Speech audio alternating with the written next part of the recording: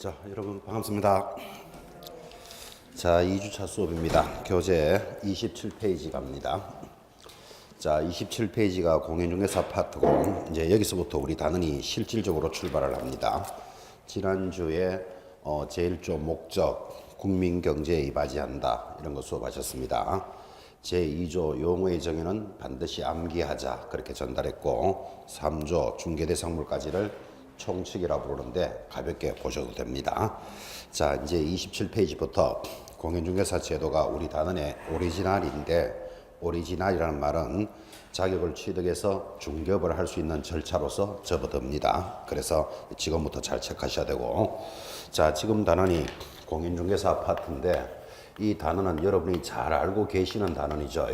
이 단어를 시험 치고 있는 분들이니까 잘 알고 계시지만 반드시 출제되는 한 문제가 있기 때문에 시험 출제될 수 있는 걸 위주로 빠르게 정리하도록 하겠습니다. 자, 27페이지 상단 1번 공인중개사 정책심의위원회라는 게 있는데 비교적 중요합니다. 올해도 출제되었고 해마다 강조하고 있습니다. 제목을 잘 보시면 공인중개사 과정에 대해서 정책적으로 심의하는 위원회입니다. 동그라미 1번 내려오면 다음 사항을 심의하기 위하여 국토교통부에 정책심의위원회를 둘 수 있다라고 하고 있습니다.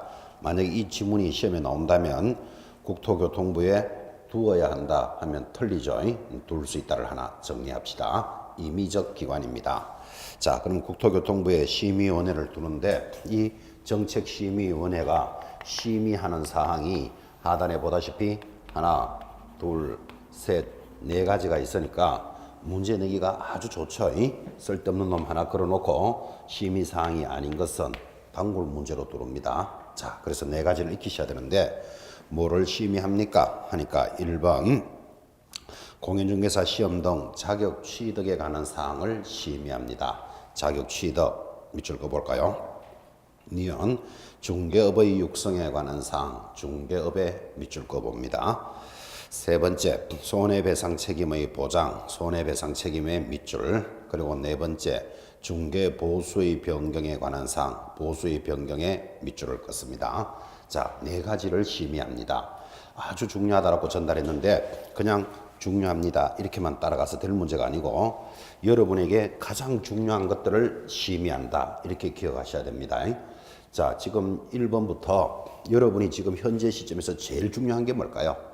1번 자격을 취득하는 게 중요하다. 대통령이 어떤 놈이 되는 게 중요하다. 여러분 입장에서 뭐가 중요합니까? 자격 취득이 중요하죠. 가장 중요한 걸 심의한다니까요. 첫째, 자격의 취득에 관한 사항을 심의하는데 자격을 취득해야만 중개업을 할 수 있습니다. 그래서 이거를 막연히 외우지 말고 나에게 중요한 내용들을 정리하는구나 이렇게 따라옵니다. 자격을 취득해야 중개업을 하게 되고 중개업을 해야 중개보수를 받게 됩니다. 보수의 변경에 관한 사항, 중개보수를 받고 중개업무를 하다가 의뢰인에게 손해를 입히면 손해배상에 대한 책임을 져야 되겠죠.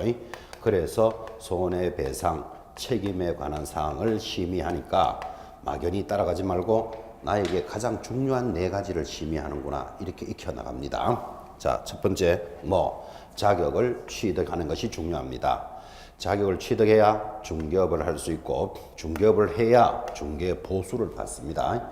보수를 받고 일하다가 손해를 입히면 손해배상 책임에 대해서 심의하니까 나에게 제일 중요한 것을 심의하는데 이를 중요하다 하니까 어떤 분들은 자, 중, 보, 손 이렇게도 기억하는 분이 있습니다. 안 하는 것보다는 낫겠지만 어쨌든 네 가지 반드시 익히도록 합니다. 이제 이런 문제가 들어오겠죠. 심의하지 않는 것 해놓고 자격증의 교부에 관한 사항 이런 거 만약에 들어오면 틀렸다 할 준비를 지금부터 체크하셔야 됩니다. 이게 가장 중요하다고 이야기했는데 자격 취득이 얼마나 중요한가 하면 이렇게 감각적으로 살립니다. 정책심의위원회에서 심의하기를 우리 1차 과목에는 민법과 개론이 있습니다. 그리고 너무나 잘 알다시피 2차 과목에 지금 하고 있는 중개사법 그리고 공법, 공시세법이 있는데 이 심의기관에서 심의하기를 이게 중개사 시험 과목이 너무 많다. 그래서 여기서 심의하기를 올해는 민법을 폐지하겠습니다. 이런 것들을 심의할 수 있다 이런 뜻이에요.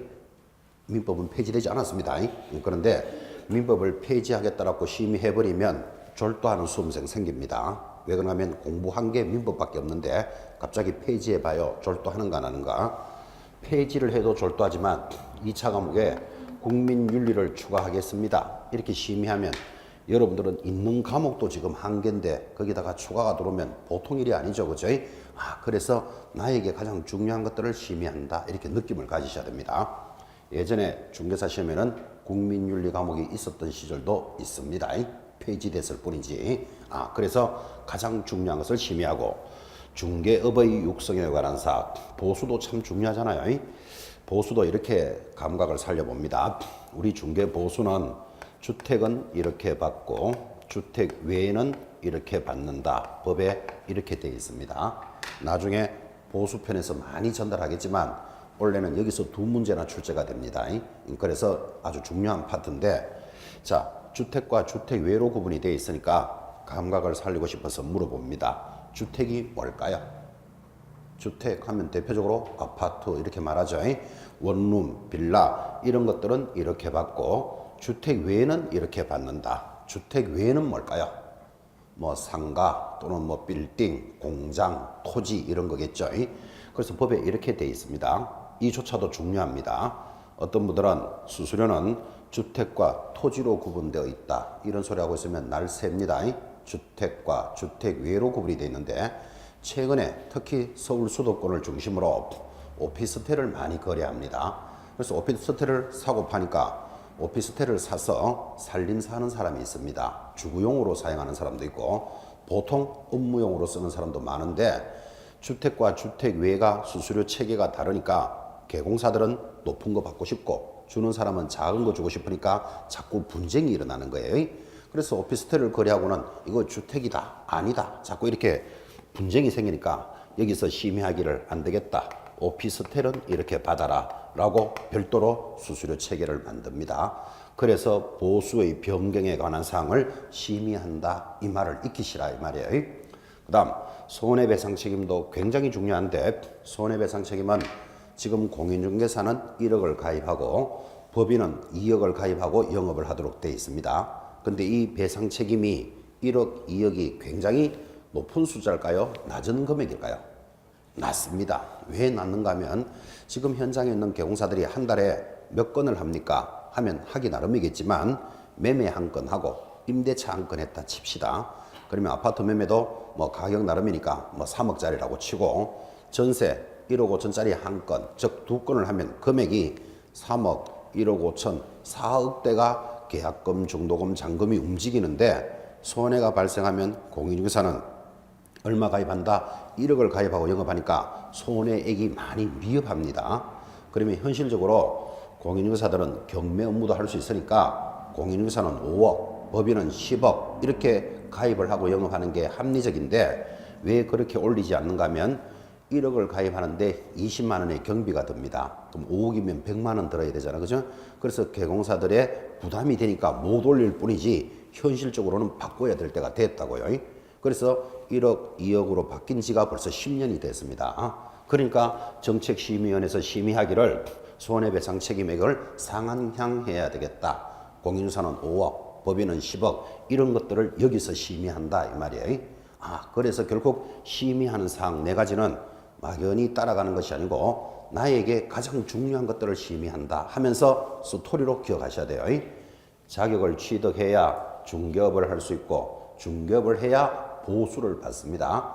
보수를 받고 영업을 하다가 손해를 끼치면 손해배상 책임에 관한 사항을 심의한다. 그것도 안 되거든. 자중보손 그렇게라도 기억해 놓으셔야 됩니다. 굉장히 시험에 잘 나옵니다. 올해도 출제되었습니다. 자, 동그라미 2번 바로 밑에 보면 이런 정책심의위원회에서 심의한 사항 중 시험 등 공인중개사의 자격 취득에 관한 사항을 자격 취득에 밑줄 긋고 시도지사는 이에 따라야 한다라는 문제는 작년의 문제입니다. 이거는 자 여기 보시다시피 원칙적으로 여러분들이 공부하는 중개사 시험은 원칙적으로 누가 실시한다? 시도지사가 실시합니다. 그래서 아까 이야기했잖아요. 심의위원회에서 예를 들면 원래 민법을 폐지하겠다 이렇게 심의하면 시도지사는 시험 치는 기관으로서 따라야 한다. 그런 뜻이에요. 그런데 시도지사가 여기서 심의를 했는데도 불구하고 아니 민법은 중요 과목이니까 빼면 안 되지 하고 출제하면 안 된다 이 말이에요. 시도지사는 따라야 한다. 되겠죠? 작년에는 이렇게 나왔습니다. 보수의 변경에 관한 사항을 정하면 시도지사는 따라야 한다. 출제된 바 있습니다. OX, X 이런 것들을 찾아가는 시간입니다. 지금 작년, 올해 연속해서 심의위원회는 2번이 출제되었고 올해 수업할 때도 굉장히 강조 많이 했습니다. 그래서 나에게 가장 중요한 것들을 심의한다. 이렇게 익혀나갑니다. 밑에 2번 심의위원회의 구성입니다. 자, 이걸 심의하는데 어떻게 하느냐 하니까 1번 위원장 1인을 포함하여 일단 포함의 동그라미 슬쩍 제외하고 출제합니다. 이거 포함하여 7에서 11명으로 구성합니다. 하나 더 합시다. 2번 위원장은 국토장관이 되고 하면 틀립니다. 국토교통부 제1차관이 된다. 이것도 출제 안 됐으니까 이제는 한번 짚을 때가 됐죠. 제1차관이 되고 위원은 국토장관이 임명하도록 되어 있습니다. 자, 여기까지는 확인해 놓으셔야 됩니다. 하단에 위원장의 직무 이런 것들은 읽으시면 됩니다. 넘어가서 운영까지 체크해 보시고 자 이제 정책심의위원회를 알았다면 드디어 시험을 칩니다. 내려가면 2번 공인중개사 시험 제도가 출발을 하는데 그래도 이 단원에서 가장 중요한 게 지금 내려오는 1번입니다. 시험 시행기관장 별표 탁 찍어 놓으셔야 됩니다. 명색이 이 시험을 준비하는 여러분들은 내가 치는 시험을 누가 실시할까요? 이 정도는 알아야 됩니다. 원래 여러분 오늘 수능시험 치는 날이죠. 이제 연기가 됐을 뿐인데 수능시험은 우리 국가에서 진행하는 시험 중 인원이 가장 많습니다. 약 60만 명 응시하는데 누가 실시할까요? 교육부 장관이 실시합니다. 그래서 어제 인터뷰에서도 교육부 장관이 나와서 뭐 지진 등으로 시험을 일주일 연기하겠습니다. 이런 이야기를 합니다. 자, 수능시험의 실시권자가 국토장관이라면 여러분이 준비하는 이 시험은 누가 실시하느냐 이 말이에요. 첫째 줄 봅니다. 동그라미 1번 공인중개사가 되려는 자는 시도지사 동그라미 놓고 가 시행하는 시험에 합격하여야 합니다. 그래서 원칙적 실시기관 누구? 시도지사. 지금 이 시간에 기억합니다. 이때 시도지사라는 말은 서울특별시장 또는 경기도지사 이런 사람들을 이야기하는데 2번 국토장관은 이렇게 나갑니다. 국토장관의 동그라미 그리고 두 줄 끝에 가면 시험을 시행할 수 있다를 밑줄을 하나 꺼봅니다. 그러면 동그라미하고 줄 걷는 거 연결하면 국토장관이 실시할 수 있다 이렇게 나옵니다. 그래서 원칙적으로 시도지사가 실시하되 누가 국토장관도 실시할 수 있다. 예외적인 상황입니다. 거기까지 해서 시험 시행 기관장은 자존심을 걸고 기억하셔야 됩니다. 내가 치는 시험을 누가 시행하는지도 모르고 있을 수는 없는 거잖아 지금 그죠? 자 그러면 시도지사라면 드디어 두 번째 중요한 것 2번 응시 자격 원래 별표해 놓으셔야 됩니다. 항상 문제가 나올 준비를 하고 있는데 응시 자격하고 출발을 하면서 감각을 살리고 싶어서 여러분한테 먼저 한번 물어봅니다. 지금 본인은 공부를 하고 계시잖아 지금 그죠?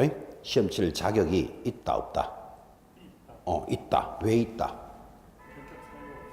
결격 사유가 없으니까 이렇게 대답했습니다. 지금 공부하고 계시죠? 근데 시험 칠 자격이 있다 없다? 본인은?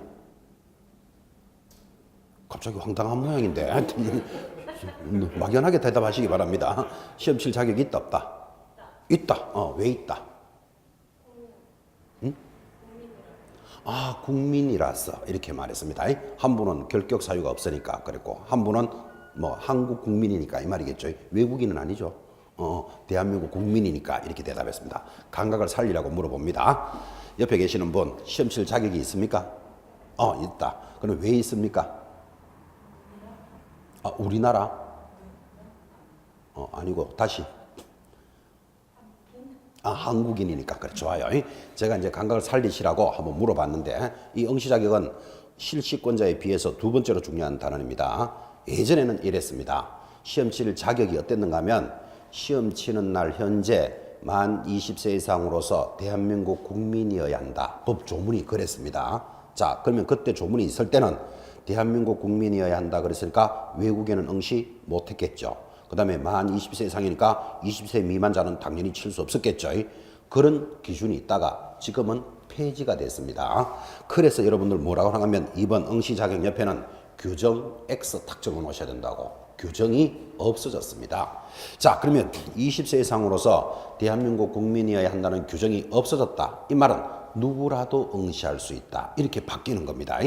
그래서 시험 칠 수 있는 자격은 문호를 대폭 확대했습니다. 그래서 좀 전에 제가 묻기를 본인은 시험 칠 자격이 있습니까? 하면 여러분은 뭐라고 대답하셔야 되는가 하면 자격이 있다. 왜 있는가 하면 아무나 칠 수 있으니까 이렇게 대답하는 거죠. 지금 결격사유라는 말을 언뜻 하셨는데 그렇게 말하면 틀립니다. 왜 그러냐면 결격사유자도 응시할 수 있기 때문에. 이해하시겠죠? 그래서 크게 바뀝니다. 자, 시험 칠 자격은 어떻게 됐다고요? 규정이 없다. 규정이 없다라는 말은 누구라도 응시할 수 있다. 이렇게 입력을 크게 하는데, 자, 이게 이제 이해가 됐다면 시험 지문에서는 이렇게 묻습니다. 우리나라에 지금 베트남 여인들 많이 들어와 있죠? 시험에 묻기를 베트남 여인도 응시할 수 있다. 이렇게 올라오면 OX, 누구라도 응시할 수 있다 그랬잖아, 그죠? 자, 베트남 여인도 응시할 수 있다라고 말했는데 시험을 치면 될까요? 안 될까요? 안 될까요? 하면 베트남 여인 화냅니다. 잘 찍으면 합격할 수도 있습니다. 그러니까 될까요? 안 될까요?는 몰라. 일단은 모르는데 만약에 그 사람이 합격을 했다면 자격증이 나갈까요? 안 나갈까요? 당연히 교부됩니다. 그래서 누구라도 공인중개사가 될 수 있다는 말을 입력하라 이 말이에요. 하나 더. 가끔 우리 시험에도 나오지만 하늘을 쳐다보면서 1시간씩 웃는 사람이 있습니다. 그것도 입 벌리고 웃습니다. 그러면 1시간씩 웃는 사람을 한정치산자 이렇게 부릅니다. 입 벌리고 하루 종일 웃는 자를 금치산자다 이렇게 부르는데 시험 지문에서 그건 이제 약간 맛이 간 사람들이죠. 한정치산자도 공인중개사가 될 수 있다 이렇게 올라옵니다. OX 누구라도 칠 수 있다 그랬잖아 지금. 그죠? 입력을 딱 시키셔야 됩니다. 그건 그렇고 우리끼리 하늘 쳐다보면서 막 웃는 사람이 시험을 칠 수 있다는데 시험 치면 될까요? 안 될까요? 모른다 이렇게 대답하셔야 됩니다. 안 된다 그러면 그 웃다가 화내는 수생입니다. 그 사람이. 그러니까 입 열리고 웃거나 말거나 시험 잘 치면 자격증이 교부된다 안 된다? 교부됩니다. 그런데 교부가 되더라도 그 사람은 정상이 될 때까지 중개업을 못합니다. 스토리 좀 보이십니까? 지금 개념을 잘 이렇게 익혀 놓으셔야 됩니다. 자기 머릿속으로. 한 번만 더 합시다. 15살짜리도 시험에 응시할 수 있다. 우리말로 미성년자잖아요. OX. 누구라도 응시할 수 있으니까. 근데 15살짜리가 칠 수 있다는데 시험 치면 될까요? 안 될까요? 정신 차리고 대답해요. 거의 안 될 가능성이 높죠. 그런데 만약에 합격을 했다. 그러면 자격증 교부된다 안 된다? 교부됩니다. 그 대신에 19살이 될 때까지 중개업은 못합니다. 여러분 잘 알다시피 15살짜리가 자격증 있다고 3억짜리 아파트 하나 살랍니까? 팔랍니까? 하는 게 그림이 안 나오잖아 지금 이게. 그죠? 그래서 지금 뭐를 강조하고 있다? 공인중개사는 누구라도 될 수 있다는 말을 익히시라고요. 자, 그러면 크게 전달을 했는데 그런데 시험을 못 치는 사람이 두 사람이 있습니다. 이게 얼마나 귀합니까? 그래서 시험용입니다. 거기 하단에 내려가시면 응시 자격 해놓고 동그라미 1번 별표죠. 자격이 취소된 후 줄 긋고 3년의 동그라미 공인중개사가 될 수 없다. 하나 나왔고 동그라미 2번 시도지사 또는 국토장관은 시험에서 밑줄 긋습니다. 부정행위를 한 응시자 줄 꺼놓고 바로 밑에 줄에 몇 년 동안 5년 동안 시험을 못 칩니다.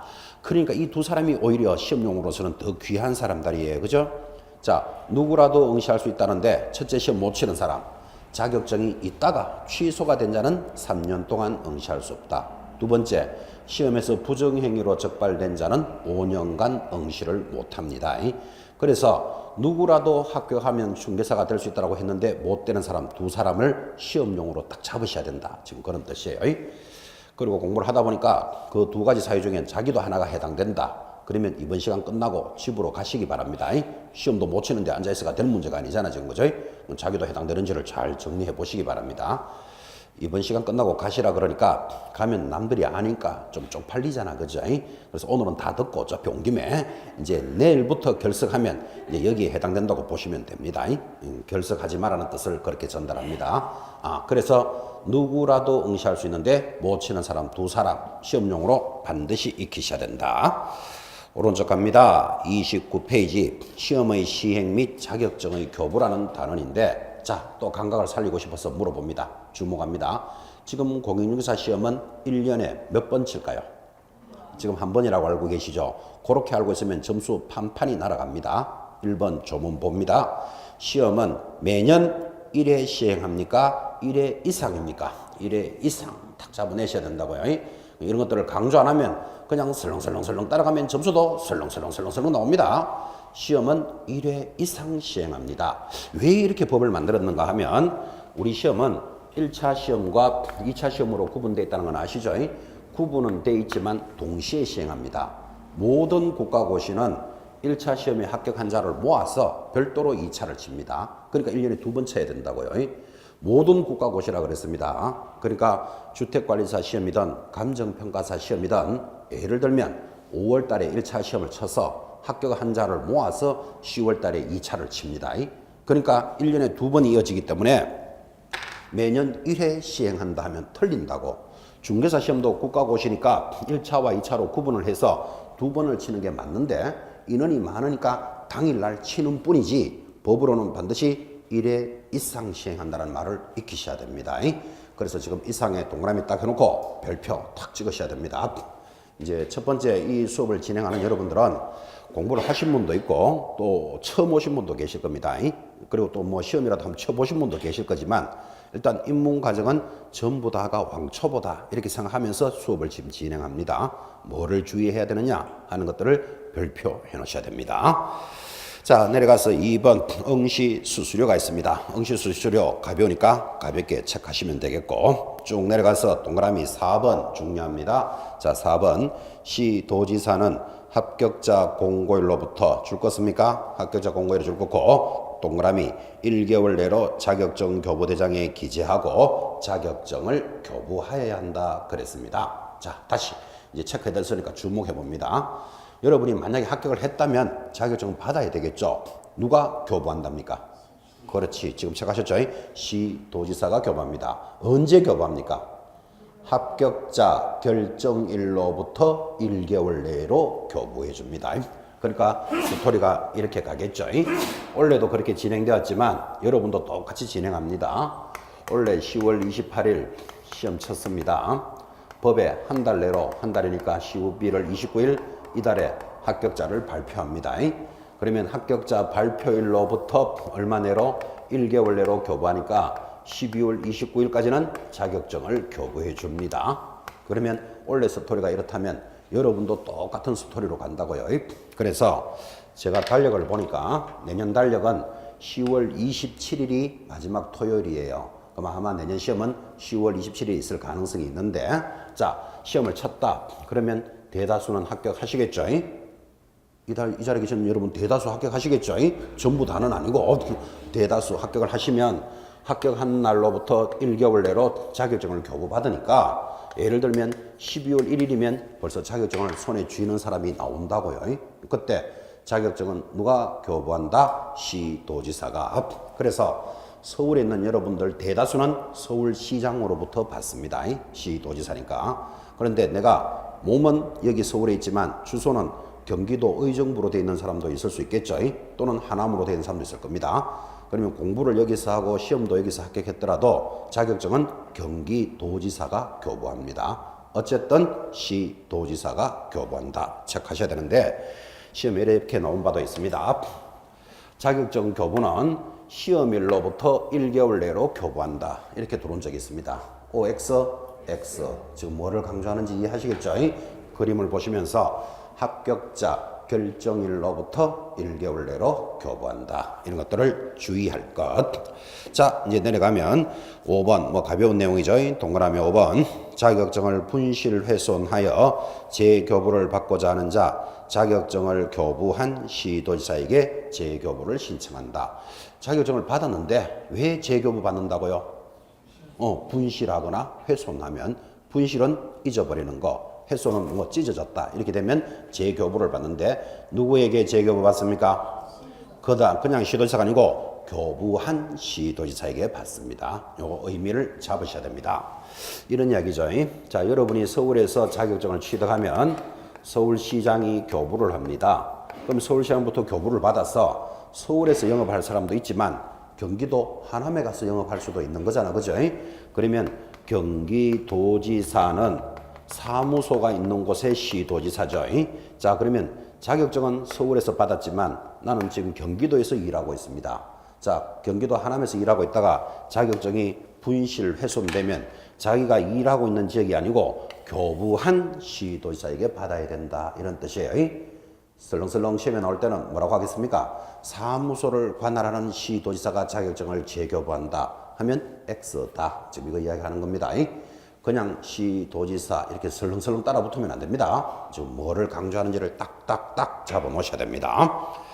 3번 내려갑니다. 자격증의 대여 등입니다. 그건 지극히 당연한 소리입니다.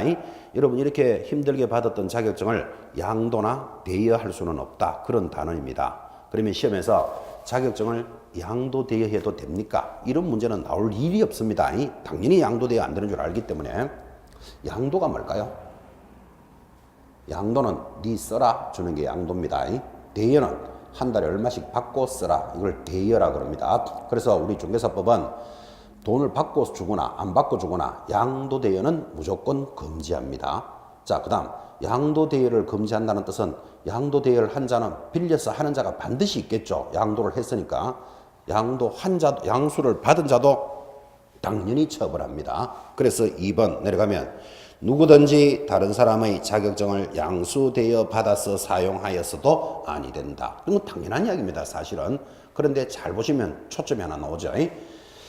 양도 대여 하여서는 아니 되고 빌려서 해서도 안 된다는 건 상식인데 하게 되면 제재가 뭘까요?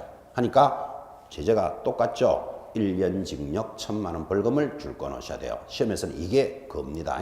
그래서 아주 단조롭지만 자격증 양도 대여는 얼마? 1년에 1,000만 원. 요 형벌을 하나 기억하는 시간입니다.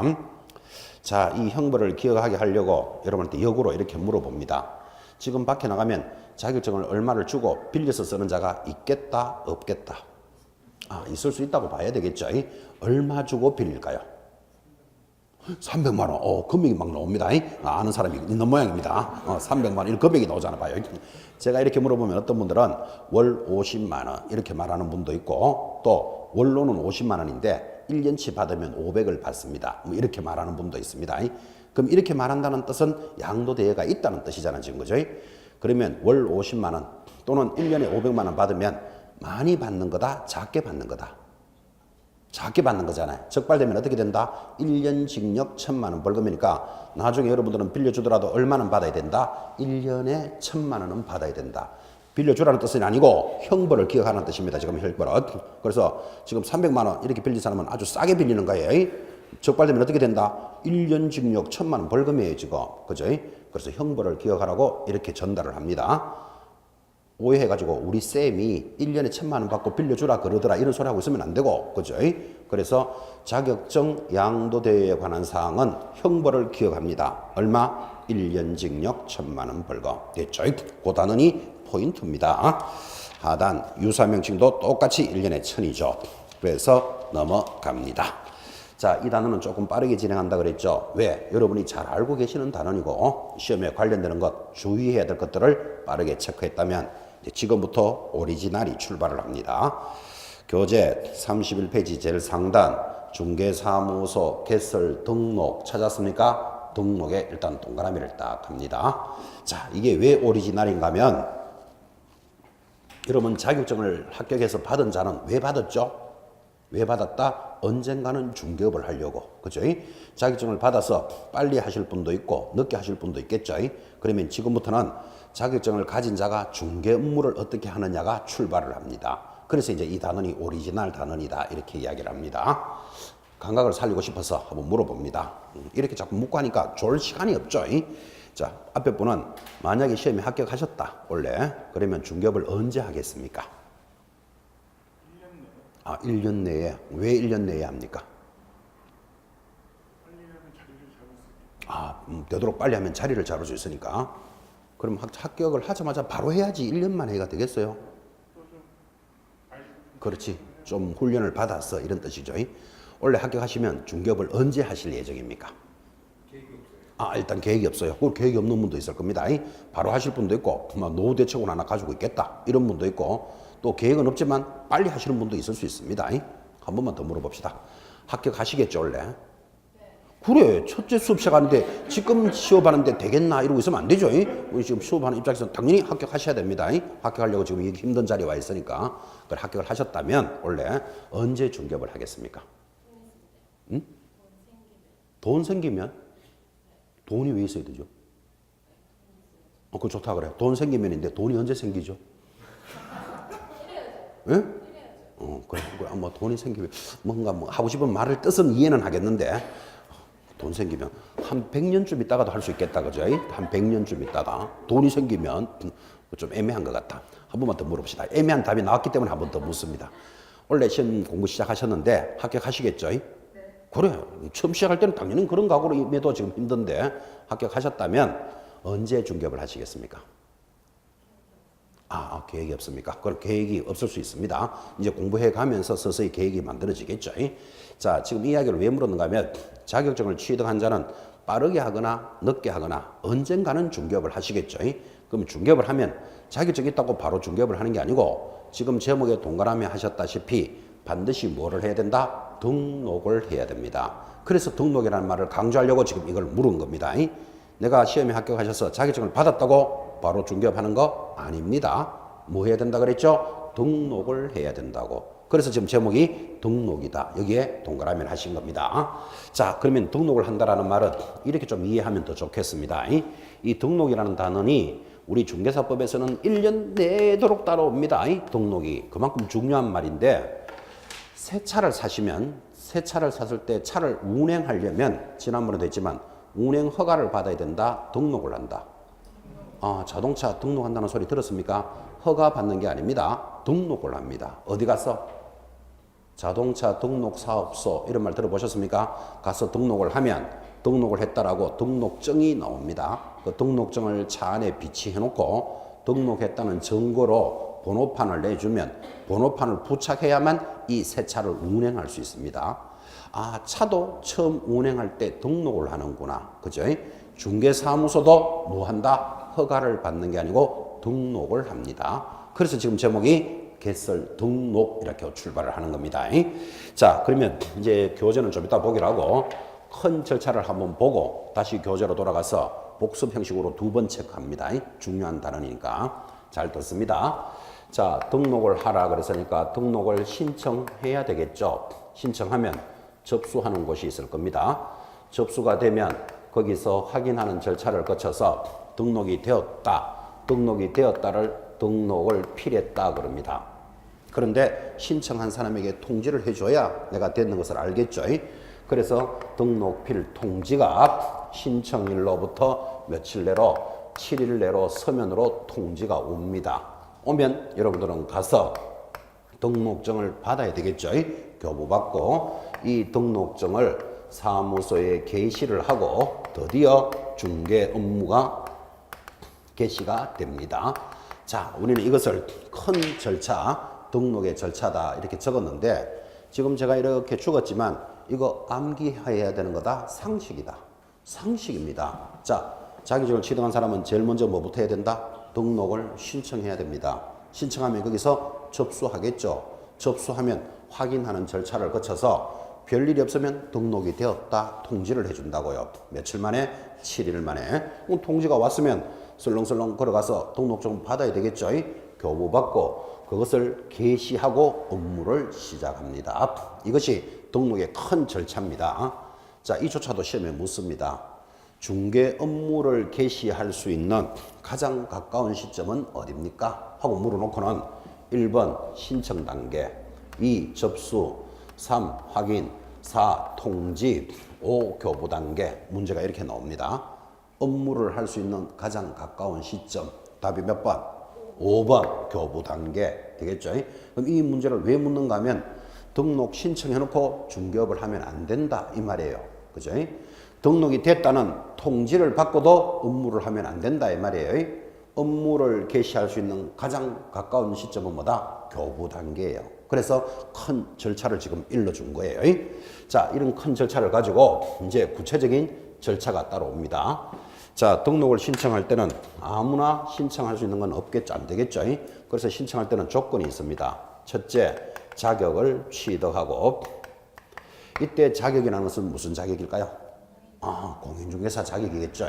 이제 지금부터 우리 수업에서 자격하면 자동으로 공인중개사입니다. 뭐 영양사 자격을 취득하고 신청하는 거 아닙니다. 자격을 취득하고, 두 번째, 자격은 취득했지만 중개업은 잘 못하죠. 그죠? 그래서 교육을 좀 받아야 돼. 그 교육을 실무 교육을 이수하고 이렇게 나갑니다. 교육을 좀 받고, 세 번째는 사무소를 확보하고 신청하라. 이것이 등록 신청의 조건인데, 등록 신청의 기준 세 가지는 시험에서 빠진 적이 한 번도 없습니다. 그래서 등록 기준이 맞아야만 중개업을 하니까 어떤 식으로든 이 단어를 묻지 않을 수 없다니까요. 그래서 익혀 놓으셔야 돼요. 자, 다시 등록을 하려면 첫 번째 조건이 뭐다? 자격을 취득해야 돼. 그래서 지금 여러분들이 공부해야 될 이유가 성립되어 있는 거예요.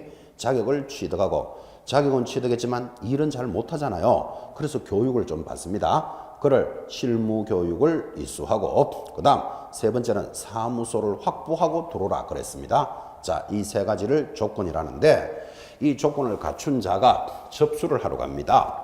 자, 어디 가서 접수해야 될까요? 라는 문제가 생겼잖아 지금. 그죠? 그런데 1, 2, 3번을 잘 보니까 장소가 보입니다. 장소가 어디? 사무소를 확보하고 오라 그랬잖아 지금. 그죠? 그래서 접수는 그 사무소가 있는 시장, 군수, 구청장에게 접수를 하는데, 여기서 등록을 해주니까 우리는 이것을 등록관청이다 이렇게 부릅니다. 자, 그러면 접수는 어디서 합니까? 하면 뭐라고 대답한다? 등록관청에 간다. 그럼 등록관청이 어딘데? 하면 사무소가 있는 시장, 군수, 구청장이다. 됐습니까? 이 등록관청으로부터 모든 업무가 시작되기 때문에 등록관청도 굉장히 중요한 단원입니다. 지금 이 말을 잘 알아듣고 계시는지를 한번 물어봅시다. 여러분이 서울에 있는 분들이니까 서울특별시에 가면 강남이 있습니다. 강남구 역삼동에 중개사무소를 갖추었습니다. 자격은 취득했습니다. 교육도 받았습니다. 사무소를 어디 뒀다고요? 강남 역삼에 두고 있습니다. 왜 이 사람은 역삼동에 사무소를 뒀을까요? 그렇지, 돈 벌려고 또는 하고 싶어서 또는 잘 될 것 같아서 여기서 사무소를 만들었다면 접수를 해야 되는데 어디 가서 접수해야 된다? 사무소가 있는 시장, 군수, 구청장, 어디? 강남구청이 등록관청이다. 지금 이거 이야기하고 있는 겁니다. 그런데 시장, 군수, 구청장 하니까 헷갈려가지고 서울시장한테 가서 시장, 군수, 구청장이니까 등록해 주세요 하면 서울시장이 중개사법 선생이 어떤 놈입니까? 이래 묻습니다. 잘못 왔다 이 말이 잘못 왔다고. 그러면 서울시는 왜 등록관청이 안 될까요? 서울에는 구가 있으니까 이렇게 대답합니다. 시장, 군수, 구청장 할 때는 구가 있으면 반드시 구에 간다. 이 모습을 익히시라 이 말이에요. 한 번 더 할까요? 자, 여러분이 자격을 취득하고 교육도 받았습니다. 사무소를 경기도에 가면 수원시가 있습니다. 수원시에 팔달구 이런 구도 있어요. 그러면 팔달동도 있겠죠. 팔달동에다가 사무소를 만들었습니다. 자격증은 서울에서 받았는데 왜 수원 팔달동에 사무소를 만들었을까요? 하고 싶어서, 잘 될 것 같아서. 자, 그럼 사무소를 만들었으면 등록을 해야 된다니까요. 어디 가서 등록한다? 사무소가 있는 시장, 군수, 구청장, 팔달구청에 가야 된다. 지금 이거 이야기하고 있다고요. 그런데 또 정신없이 수원시장한테 가서 등록해 주세요 하면 수원시장이 뭐라고 묻는다고요? 아까는 선생님했고, 두 번째는 어느 학원 출신입니까? 이런 말까지 나옵니다. 수원시는 등록관청이 안 된다 그 말이에요. 왜 안 될까요? 수원에는 구가 있으니까. 구가 있다 그랬잖아요 지금. 그죠? 그래서 여러분들이 중요하게 구분하는 거, 여기 특별시, 광역시에 있는 구를 자치구라 그럽니다. 자치구는 주민들이 뽑는 구청장입니다. 그런데 수원시 팔달구는 광역시는 아니지만 구가 있잖아요. 그럼 이런 구를 비자치구라 부릅니다. 근데 우리 중개사법은 얼마나 효자 과목인지 자치구냐 비자치구냐를 따지지 않습니다. 구가 있으면 무조건 구에 간다. 되죠? 그래서 등록관청의 개념을 잡고 계셔야 된다고. 법조문으로는 사무소가 있는 시장, 군수, 구청장입니다. 이 말은 알아들으면서 여기 있는 것을 못 알아들으면 점수하고 연결이 안 돼요. 그래서 앞으로 시험 되는 추세의 출제 경향은 주어진 내용이 전달이 됐다면 이 전달된 문제를 이런 식으로 물어 들어오는 것을 사례 문제라 그래요. 사례 문제를 앞으로 훈련을 많이 시킬 거예요. 이렇게 해서 이제 단원을 익혀 나가는 겁니다. 지금 이 두 개의 등록관청에 대한 문제를 전달했는데 예전에 출제된 문제가 있습니다. 출제된 문제를 한번 적으면서 다시 한번 확인합니다. 지금은 그 정도 수준은 안 나옵니다. 이제 시험이 벌써 29회나 진행되기 때문에 초창기 때는 이렇게 나왔습니다. 다음 중 등록관청이 어디입니까? 이런 문제도 물었습니다. 그래놓고 1번 서울시장, 2번 경기도지사 이런 문제가 2번이나 들어왔어요. 3번 신림동장, 4번 수원시장, 5번 제주시장. 만약에 여러분 시험에서 이렇게 만났다면 답이 몇 번일까요? 자, 등록관청이 어디입니까? 하고 물으면 답이 몇 번? 답이 5번입니다. 확인해 봅시다. 1번 서울시장은 된다, 안 된다? 안 된다. 왜 안 된다? 구가 있으니까. 그 다음 경기도지사, 애초부터 도지사하고 놀지를 안 합니다. 시장, 군수, 구청장이니까. 3번 신림동장, 신림동장한테 가서 등록해달라면 동장 졸도합니다. 그날로. 동장에게 등록하지 않습니다. 이제 조심할 거 수원시장. 수원시는 뭐가 구가 있다고 아까 배우셨잖아요. 그죠? 그러니까 구가 있으니까 등록관청이 안 된다고. 그럼 답은 5번 제주시장인데 제주에는 구가 없습니다. 어쨌든 구가 있고 그걸 몰랐다 치더라도 1, 2, 3, 4가 안 된다는 건 찾아 놓으셔야 된다고. 그죠? 아, 등록관청에 관한 문제를 이런 식으로 출제를 하는구나. 이렇게 익혀보는 시간입니다. 자, 그래서 이제 등록관청을 정확하게 찾아서 접수를 하면 거기서 확인하는 절차가 2가지가 있습니다. 첫째, 사무소가 적합하냐를 확인합니다. 사무소를 만들고 오라 그러니까 텐트나 파라솔을 치고 영업하는 자가 있을 수 있습니다. 그래서 사무소를 확인하는데 지금 현장에 나가보면 텐트나 파라솔을 치고 영업하는 자 있다 없다? 있습니다. 여러분들 뭐 모델하우스 이런 데 가보면 텐트나 파라솔을 치고 찌라시도 나눠주고 하는 거 보셨죠? 그리고 그런 사무소인지를 확인한다고. 그런 사무소 같으면 당연히 등록 안 해주겠죠. 두 번째 확인하는 것, 중개업을 할 수 없는 사유를 결격사유라 부릅니다. 결격사유가 있는지를 확인해보고 특별한 일이 없으면 등록이 되었다라고 7일 만에 통지해 줍니다. 그럼 통지가 오면 이제 등록증을 받아야 되는데 우리 법에서는 등록증 받기 전에 반드시 뭐를 해라? 보정을 설정해라 이렇게 되어 있습니다. 그 보정이라는 게 아까 했죠. 이제 등록증을 받으면 바로 업무가 시작되기 때문에 업무를 하다가 손해를 입히면 물어주기 위해서 공인유사는 얼마 가입하고 1억 그랬잖아요.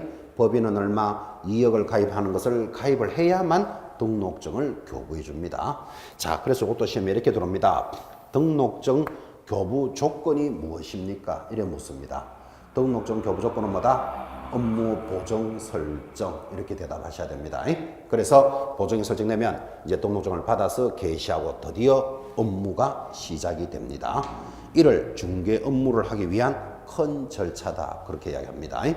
자, 이것만 가지고도 또 문제 내봅니다. 어떻게 움직이는가를 보라는 뜻입니다. 등록을 신청하고자 하는 자는 하면 여기에 눈 딱 맞추셔야 됩니다. 신청하고자 하는 자는 자격을 취득하고 실무교육이 이수하고 사무소를 확보하고 보정을 설정해야 한다. OX.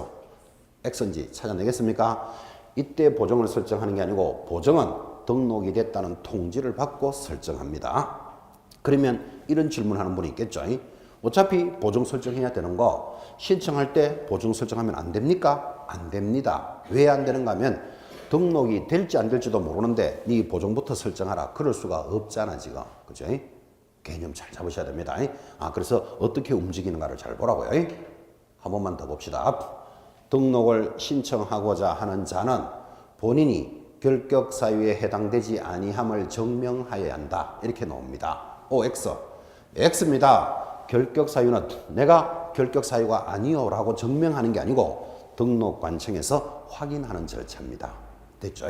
어떻게 움직인다를 보시면서 자, 이제 큰 절차를 익히셨는데 이 절차대로 지금부터 이제 교재가 출발을 합니다. 예를 들면 뭐 실무 교육을 이수하라는데 몇 시간을 어디서 받아야 되느냐 이제 이렇게 나가겠죠. 그죠? 큰 틀을 하나 잡아놓고 10분 쉬었다가 다시 복습용으로 따라갑니다. 10분 쉬었답니다.